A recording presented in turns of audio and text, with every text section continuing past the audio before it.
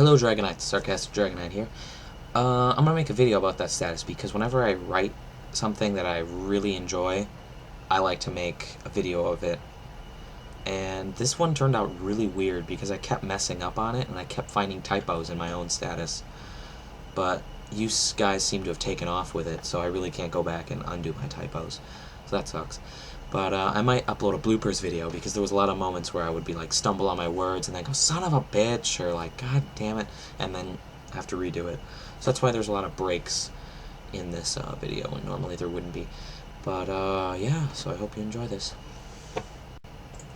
Similar to what Metagross said, think of it this way. If I would have never gotten into Pokemon Profile Picture of the Month, this page wouldn't be a thing. I could not imagine my life without Pokemon. The games, the TV show, the card game, you guys. I really can't imagine my life without this page, and more importantly, Pokemon. Hopefully you've all played Pokemon, whether it's the video game, the card game, watch the show.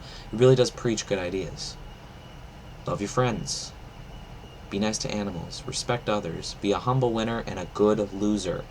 Nobody likes to lose, but you have to know how to lose. That's what our generation doesn't seem to understand. If they lose, there was always someone to blame, and there's always someone to call in to turn the game in their favor, like their parents or anybody else they can. And if they win, they brag their asses off and develop an ego the size of a Wailord. Have you seen how big a Wailord is? Fucking Google it. It's huge. It's goddamn humongous. Or they cheat so that they can never lose.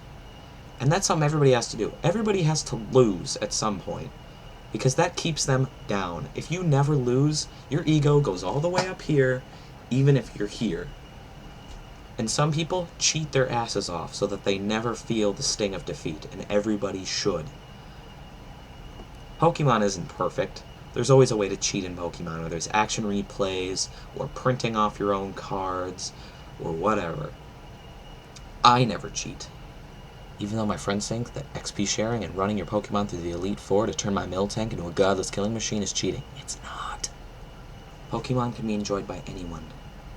Yesterday, when I bought my pack of cards, there was a kid about yay big, 6 years old, going through the card aisle with his dad, while me and my friend Josh were just leaving. The boy was going through the next Destiny racks looking for the Mewtwo card. Being a boy once, I realized that the Pokemon in the pack clearly influences the card inside. Clearly influences what comes inside the pack. I got this at Games by James at the MOA, but that doesn't matter. It was the last pack. Anyways, I had done the same thing just before he arrived. Searched through all the packs to find the one Mewtwo pack, and I was ready to buy that one. He was doing the same thing. He told his dad, I can't find the Mewtwo one. And I thought, this kid will be 10 times happier with this pack than I will. And so I told him, hey dude, I don't think there's any more packs with Mewtwo, but you can have mine. And I handed him the single Mewtwo pack that I found. His face lit up like wildfire. He was like, really? Thank you so much. Even his dad was a bit surprised. He said, really? You sure?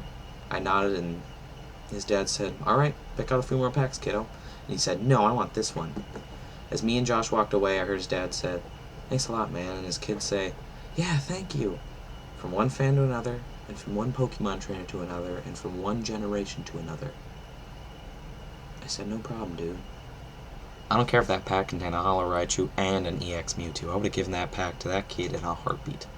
Because Pokemon is something every kid needs to experience. If I can teach other kids, or even my own kids someday, to love Pokemon, maybe the world would be a little bit closer.